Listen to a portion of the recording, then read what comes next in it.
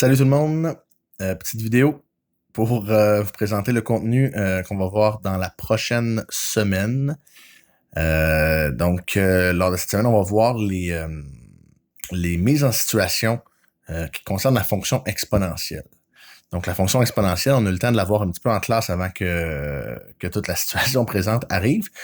On a aussi eu le temps de discuter dans les 2 dernières semaines, des logarithmes, comment ça fonctionne pour résoudre une équation exponentielle lorsqu'on cherche l'exposant. Donc, à l'aide de ces outils-là, de ce qu'on a vu, puis des logarithmes, on va pouvoir résoudre des situations qui font intervenir la fonction exponentielle, puis il y en a quand même quelques-unes pertinentes dans la vie de tous les jours, des situations qui font intervenir la fonction exponentielle.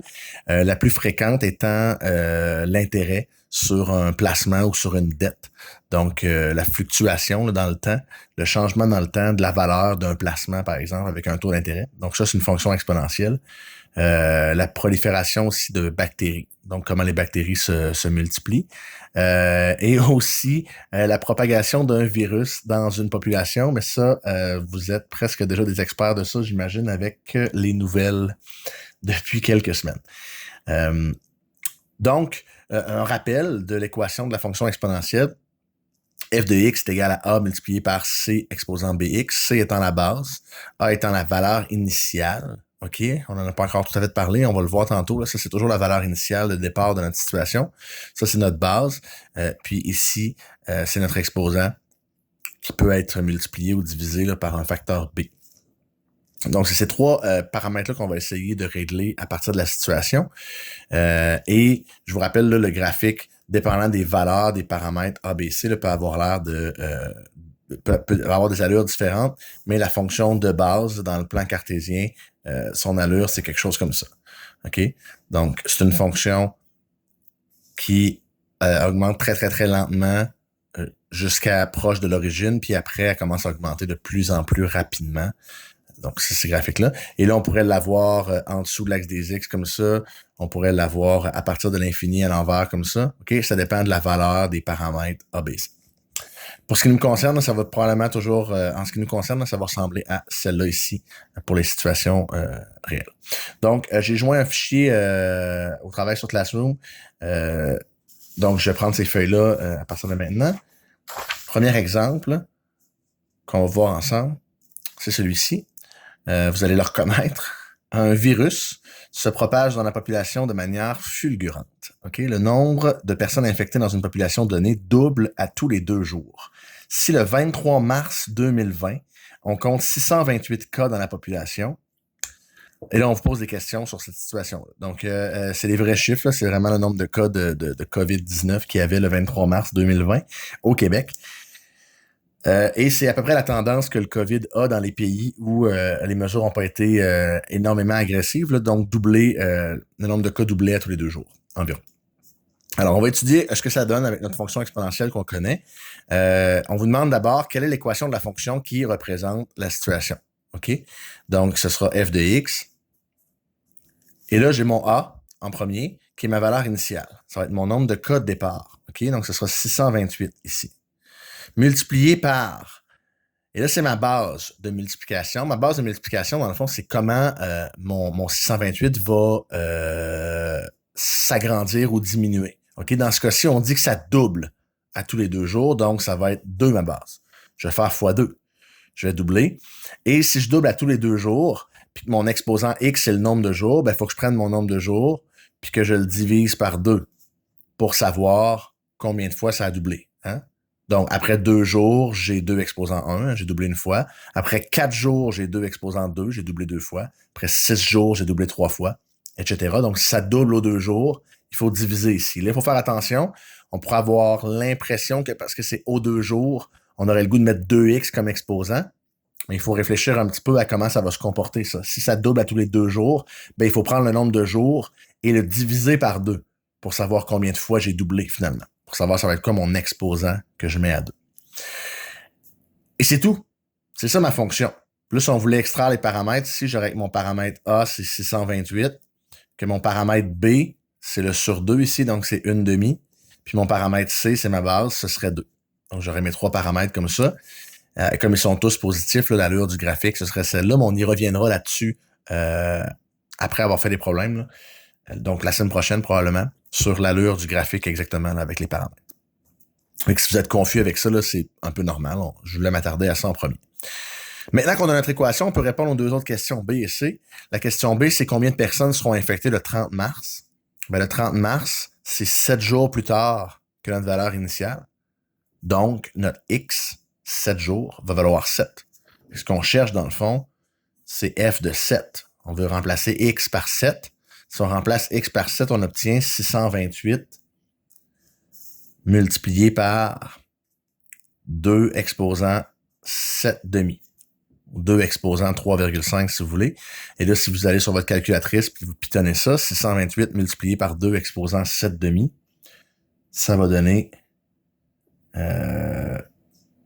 j'y arrive-tu? Pardon. Ça va donner 7105. OK? Donc, F de 7, c'est 7105. Donc, ça, c'est l'estimation si la propagation est de doubler à tous les 2 jours. Donc, il y aurait le 30 mars, 7105 cas dans la population. Deuxième question, maintenant, qui est l'inverse. En fait, là, on vient de remplacer X par une valeur, puis on vient de trouver la valeur de Y quand X vaut 7. Là, on va donner une valeur de Y et on va rechercher la valeur de X qui fait que cette valeur de Y-là est atteinte. Donc, on demande ici à quelle date atteindra-t-on 1 million de personnes infectées. Donc, 1 million de personnes infectées, c'est notre Y. Puis on va remplacer Y par 1 million. OK? Et on va écrire notre équation qui était 628 multiplié par 2 exposant X sur 2. Et là, ce qu'on veut, c'est aller isoler notre X, finalement. Mais isoler un X en exposant, ça se fait pas tout simplement. Ça se fait pas avec les opérations de base. Il nous faut le logarithme. Alors, c'est pour ça qu'on a fait ce qu'on a fait la semaine dernière, les 2 dernières semaines. On travaillait sur le logarithme parce qu'on en a besoin pour résoudre ce genre de problème-là. Mais là, ça, vous en avez fait en masse les 2 autres semaines. Donc, vous savez comment faire ça. Première étape, je divise par 628. Ça donne 1592,3567 environ, qui est égal à 2 exposant X sur 2. Et là, je le réécris comme un log. Fait que j'aurai logarithme en base 2 de 1592,3567 qui est égal à X sur 2. Et là, cette valeur-là ici, elle se calcule. Donc, je peux la pitonner dans ma calculatrice. C'est log de ça sur log de ça.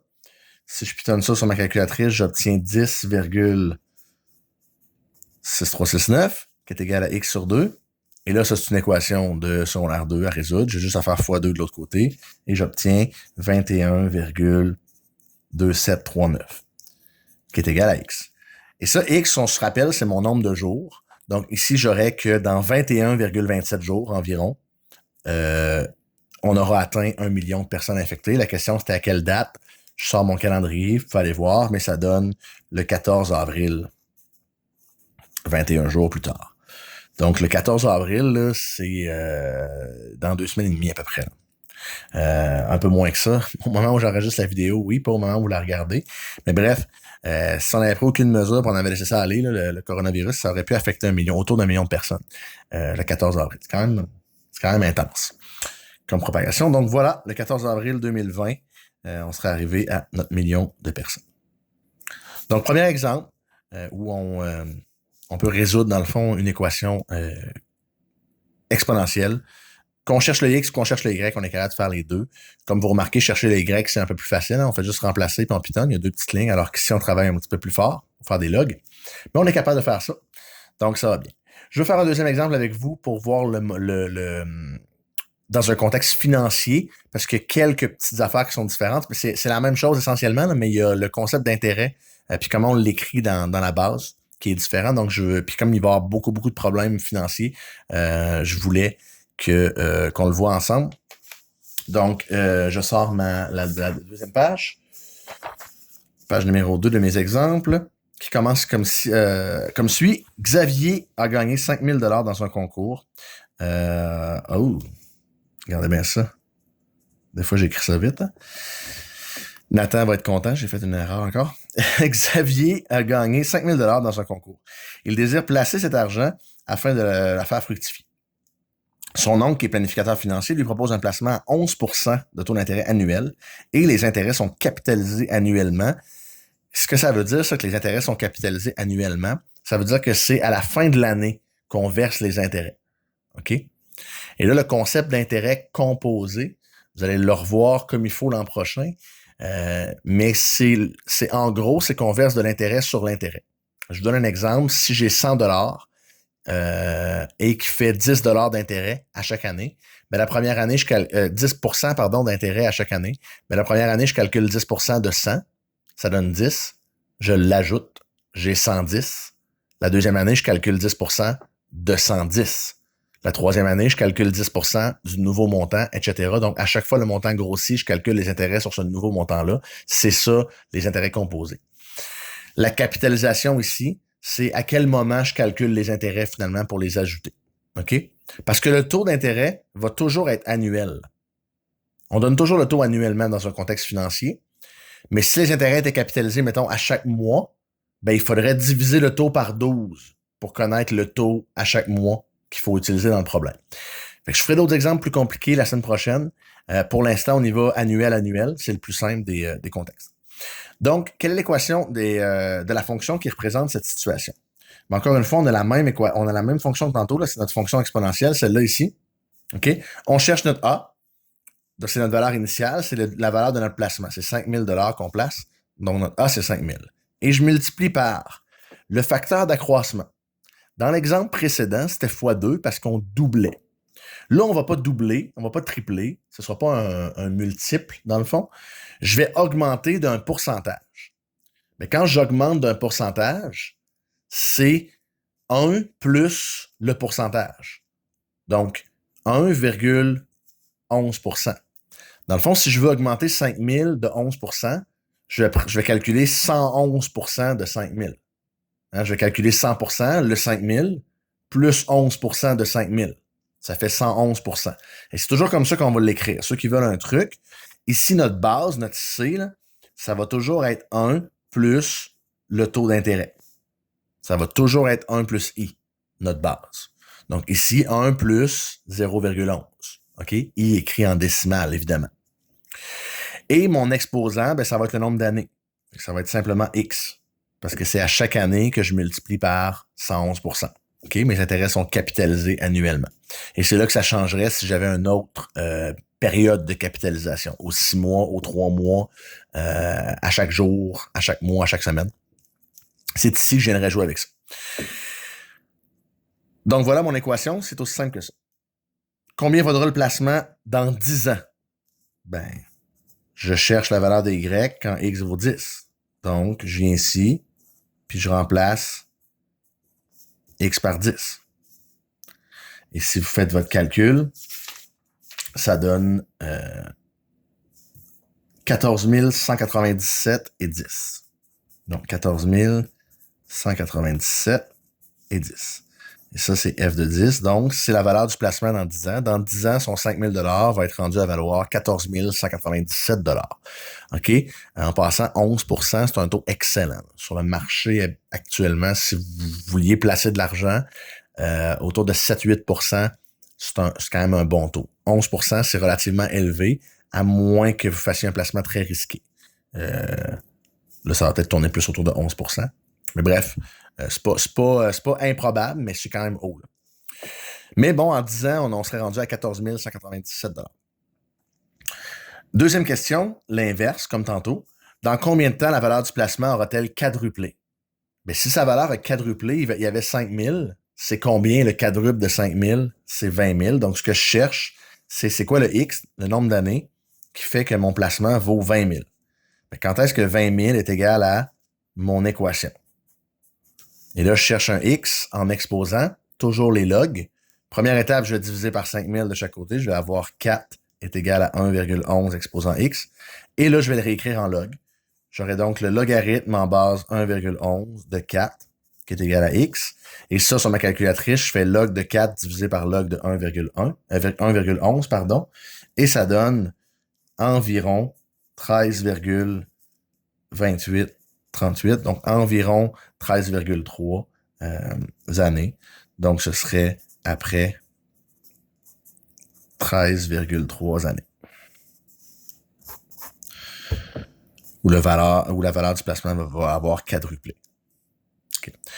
Donc, c'est le même concept que tantôt. Là, je voulais juste parler un peu de comment on écrit les intérêts. Si vous avez des exercices qui concernent les finances.